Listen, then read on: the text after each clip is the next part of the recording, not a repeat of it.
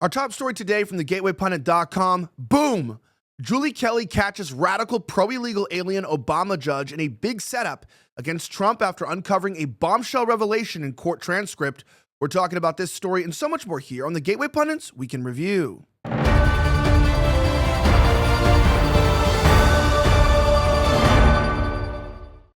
My name's Elijah Schaffer, and this is the Gateway Pundits Weekend Review, where we cover the top 5 stories of the last 24 hours.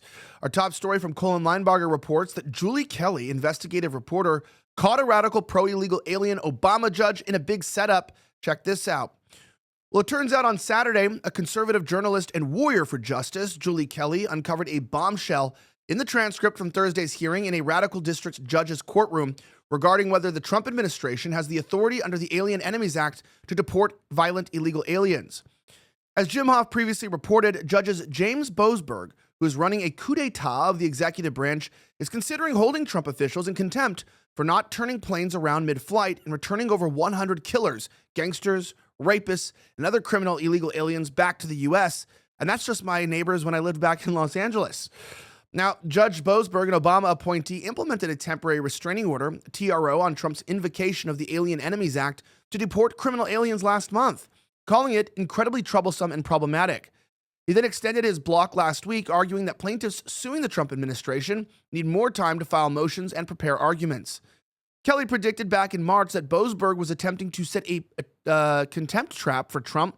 Now she has proof that Boasberg slyly positioned himself to get assigned to this immigration case so he could implement this sinister scheme. Here's what she had to say.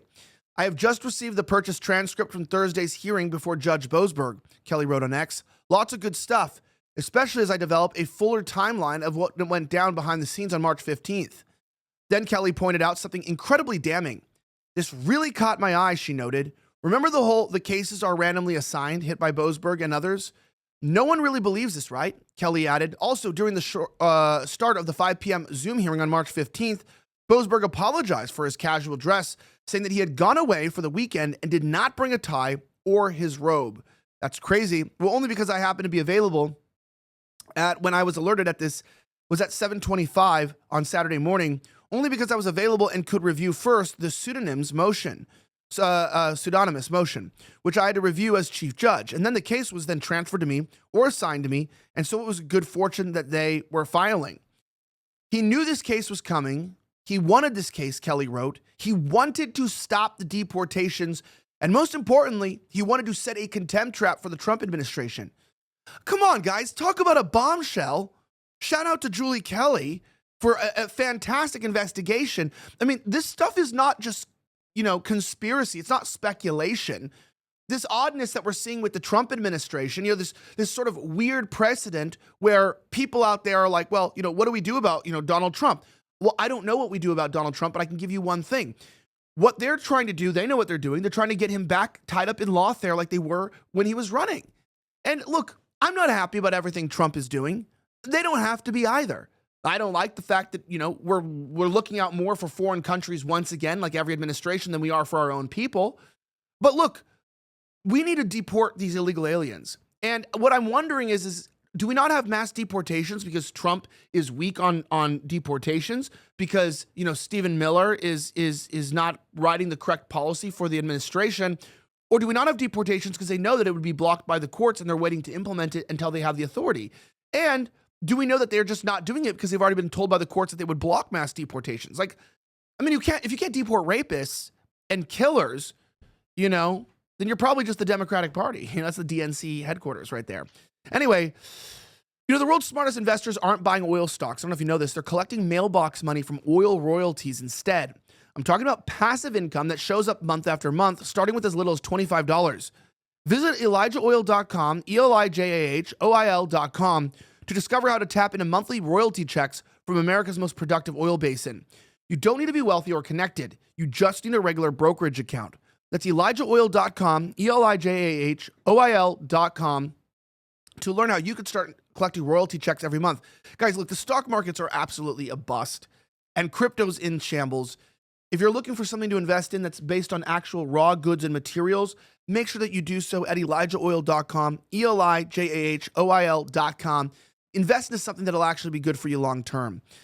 Now, that being said, Michael G. Seidel, the face of FBI corruption. Jim Hoft has the original report.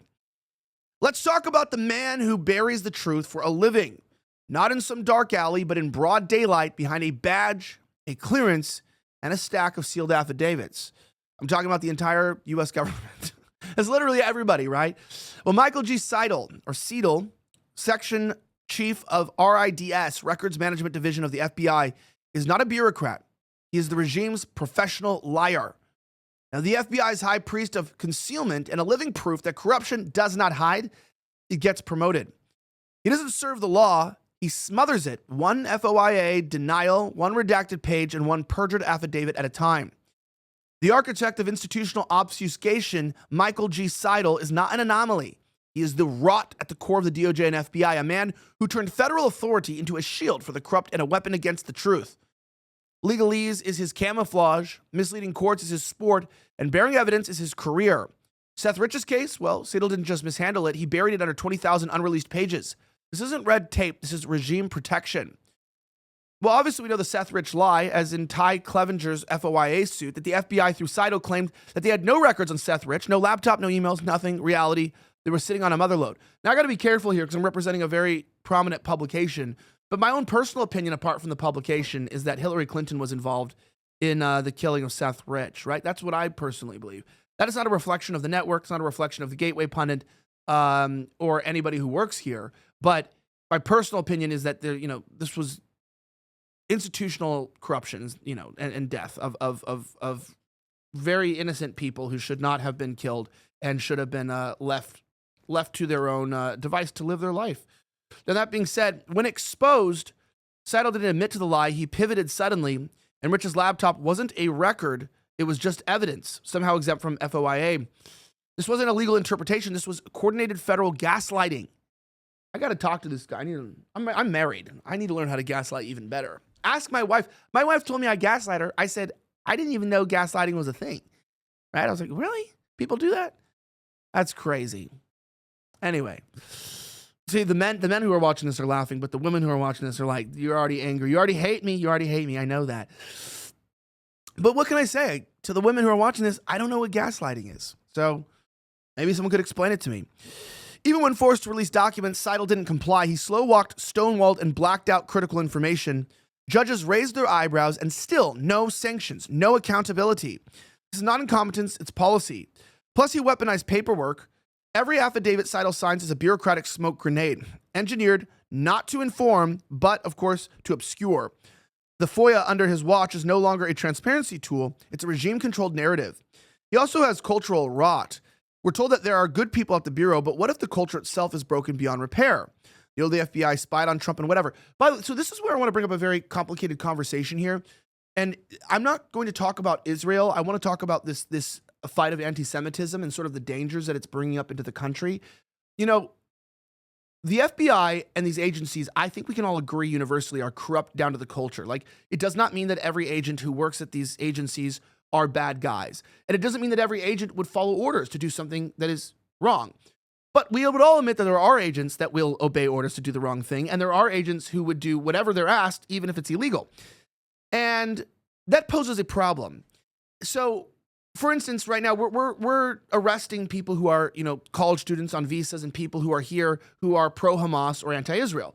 And, I'm not pro-Hamas. This network's not pro-Hamas. My personal opinion on this is irrelevant, but this network is obviously very pro-Israel.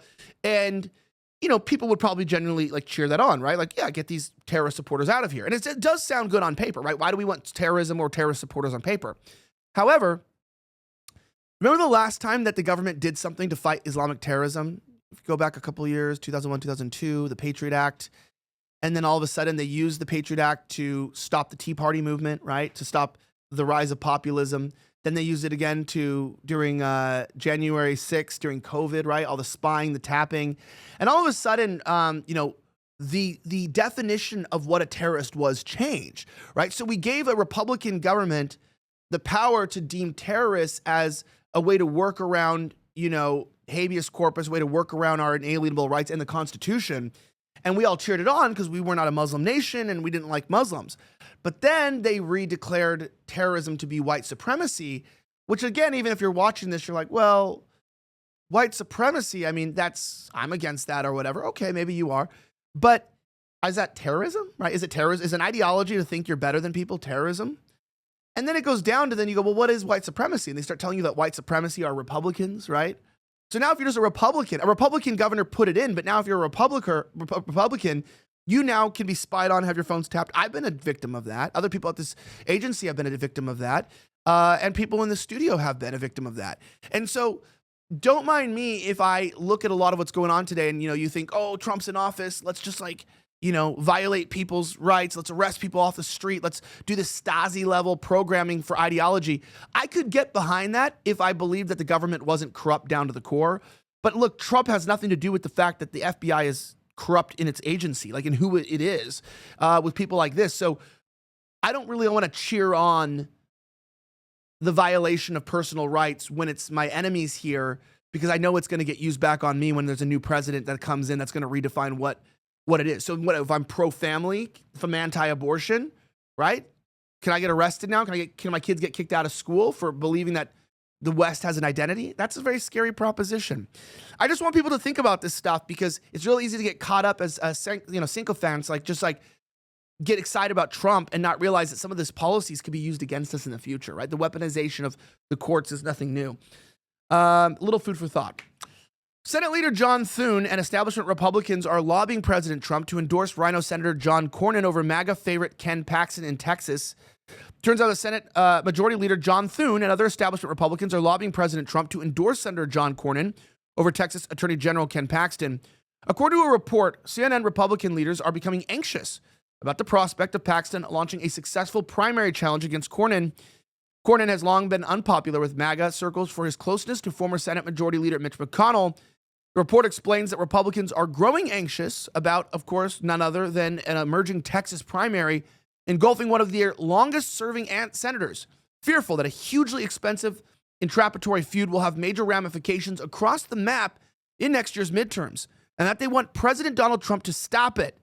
Now, behind the scenes, Senate GOP leaders have personally asked Trump to back Senator John Cornyn, who has occupied a seat for more than 2 decades and narrowly lost his bid. Guys, the fact that we're still talking about, actually nominating John Thune, John Cornyn, these people that are getting behind Mitch McConnell, the fact that we're still voting for them, I think there needs to be an investigation on how these elections are run in the Republican sectors. Everyone knows they steal elections in the Democrat sectors, but I think we steal it as well. I think they steal it in the Republican primary because they make sure that their candidate is the one that's voted in. I really do think if you looked more into primary elections, it's a little, if you're an investigative journalist, how they get their guy to be the one that represents the party, I think you'd find massive corruption, coercion, extortion, and fraud. That being said, I'd love to know your thoughts about that below, but we are witnessing a generational decline in men's testosterone. And guys, I have good news for you. I just got a refill of this amazing product called Man's Edge. Let me tell you this. Due to lifestyle choices, diet, exposure to environmental toxins, this decline can result in persistent fatigue, diminished strength, and reduced libido, mood swings, and overall loss of vitality, keeping you from feeling like your best self. Now, take control of your vitality with Man's Edge from Neutronics Labs, the natural solution to support healthy testosterone levels. Man's Edge is more than just a standard booster. It combines powerful ingredients like fenugreek, IGF-1, NO2. These are things I was already taking by itself, and now I'm taking it together in one easy delivery system. The reason why you'll feel your best is that studies show that fenugreek increases testosterone levels by up to 46%. Plus, unlike traditional powders and pills, Man's Edge offers up to a 98% absorption, ensuring that you receive the full benefits of these clinically proven ingredients. Even Frank Stallone has made it a part of his daily routine. Join Frank Stallone and thousands of men rediscovering their vitality daily with Man's Edge. Sign up and get buy one, get one free on auto ship by saving 50%. Reclaim your lost youth and energy. Visit the link below at tboostnow.com, tboostnow.com. Use promo code Elijah to save an additional 10% on your first order. That's tboostnow.com to save 50%, promo code Elijah. Now, that being said, RINO Congressman announces that he will be introducing legislation to sabotage President Trump's tariff authority. A RINO Congressman announced on Sunday that he would be moving to undercut President Trump's bold move to reshape the global economic order with reciprocal tariffs on countries that have taken advantage of America for years. We have the video for you here that I'd like to play in just a moment, published originally by Nick Sortor. Check out this interesting interaction on CBS and tell me what you think. I know you are introducing companion legislation to what Senator Cantwell just laid out for us.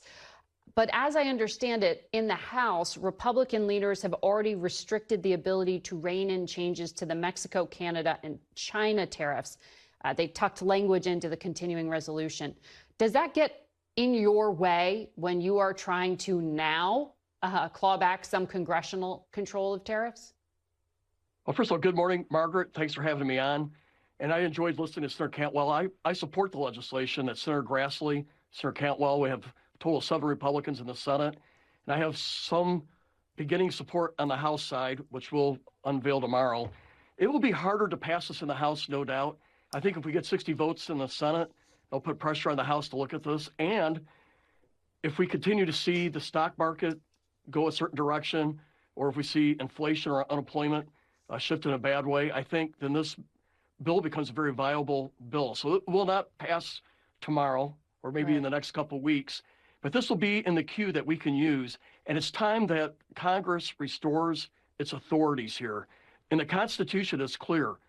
The House and the Senate, Congress has the power of tariffs and taxes, and we gave some of that power to the executive branch. And I think in hindsight, that was a mistake.